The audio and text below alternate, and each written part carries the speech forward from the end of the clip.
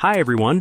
I know, I might be a little late to the party, but there is one topic we absolutely must address properly.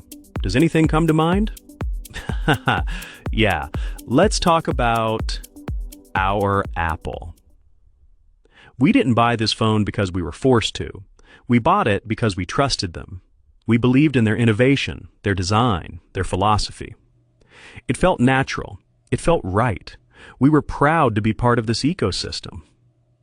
But somewhere along the way, they stopped treating us like customers and started treating us like hostages. Look at this color, green versus blue. Apple tells us it's just a design choice, but we know the truth. They turned a simple text bubble into a weapon of discrimination. If you don't have a blue bubble, you are excluded. You are low quality. Especially for teenagers, this is a digital caste system. We trusted them to connect us, but they used our trust to divide us and monetize our social anxiety. And then the so-called ecosystem. AirPods, Apple Watch, MacBook, everything works together like magic. We walked into this garden willingly because it was beautiful. But try to leave. Just try.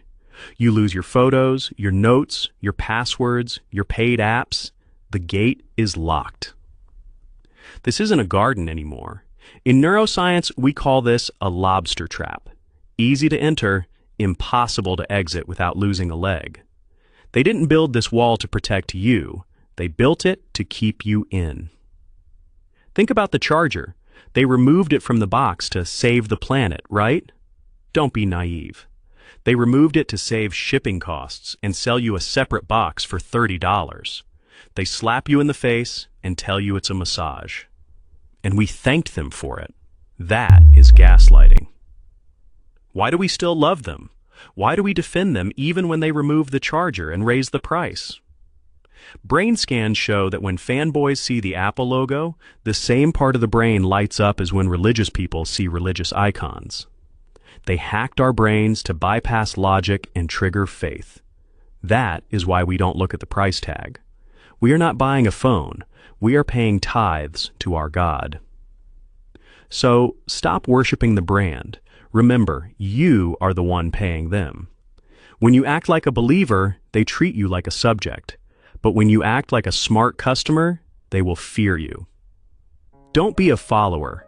Be the boss. Use the tool. Don't let the tool use you. We trusted them enough. Now, make them work for us. Brain Hacking Lab. Decode your world.